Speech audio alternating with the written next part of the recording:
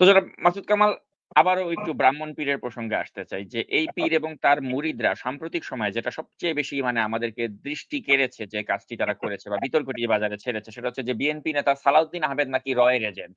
উনি নাকি রয়ের দ্বারা ভারতের শিলংয়ে আরাম আয়েশে ছিলেন এবং এই যে পীর এবং পীরের মুরিদরা তারা যে হঠাৎ করে এই বিএনপিকে বা তাদের মতের বাইরে যারাই রয়েছে তাদেরকে ঢালাওভাবে রয়ের এজেন্ট বানিয়ে দিচ্ছে, আপনাকে বানিয়ে দিচ্ছে, আমাকে বানিয়ে দিচ্ছে।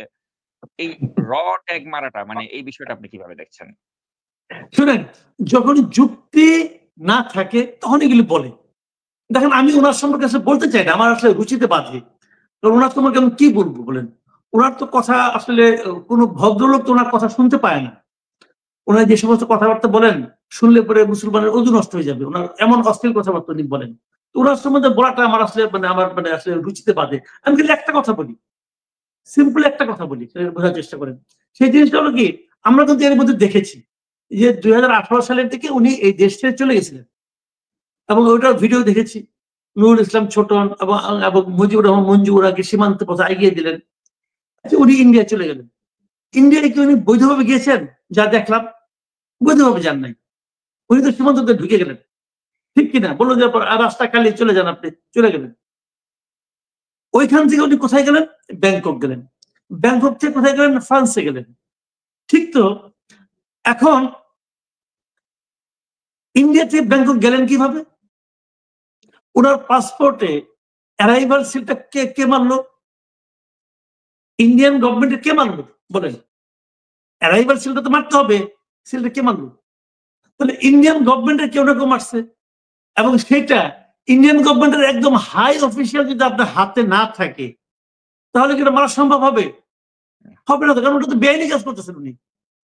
তো সেই সিলটা মানলো, তাহলে ইন্ডিয়ান হাই অফিসের সঙ্গে ওনার সম্পর্ক আছে, এবং সেই সব এইগুলি প্রমাণ করে আসলে উনি হচ্ছেন রয়্যাল এজেন্ট।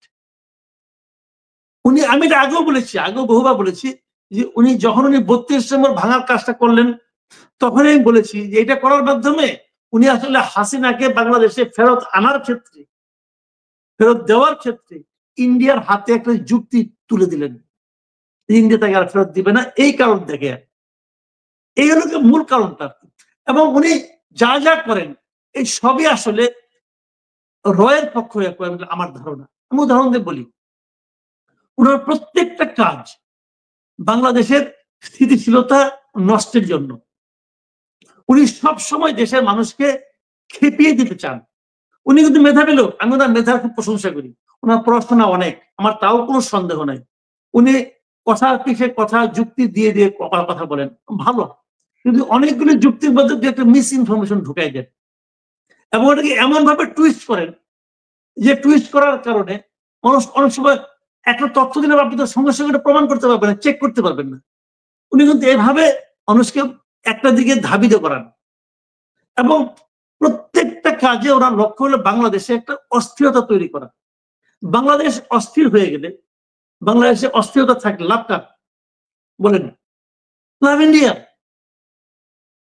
এই যে তার যে এন্টি ইন্ডিয়ান যে কথাগুলো বলতেছেন উনি এখন নানা রকম, মাঝখানে বলেন কি ইন্ডিয়ান চিপস কিনা যাবে না, টুথপেস্ট কিনা যাবে না, অমুক কিনা যাবে না, তমুক কিনা যাবে না, এই বলছে উনি। কিন্তু অনেক ইন্ডিয়া থেকে আমরা যা ইম্পোর্ট করি সেই ইম্পোর্টে যদি আপনি হিসাব নেন, আপনি দেখবেন মানে 2%-এরও কম আমরা এইগুলি আনি।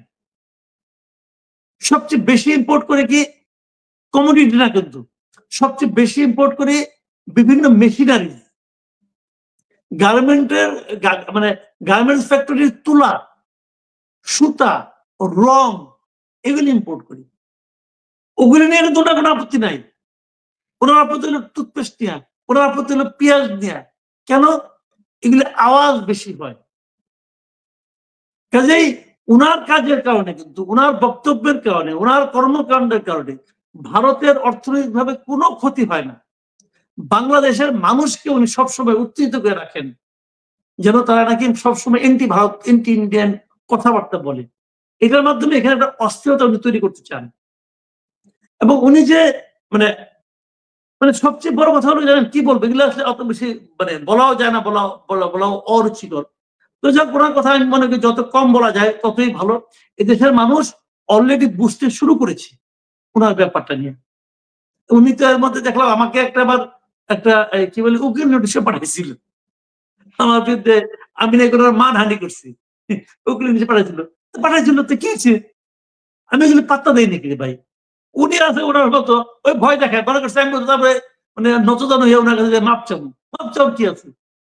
উনি পারলে আমার বিরুদ্ধে মানহানি মামলা করুক, অসুবিধাটা কি আছে? ওনার যদি মান হানি হয়ে থাকে আমিও খুঁজে দেখবো ওনার কতটুকু মান আছে আর কতটুকু মান নাই। ওনার মান আর কি থাকবে? যে সমস্ত সোশ্যাল মিডিয়া ওনার সম্পর্কে দেখি, ওনার যে সমস্ত ছবি টবি দেখি, ওনার মান কতটুকু আছে এটা নিয়ে তো সন্দেহ আছে। যা হোক করে নিয়ে বলতে চাই না ভাই, যা বলার বলা হয়ে গেছে।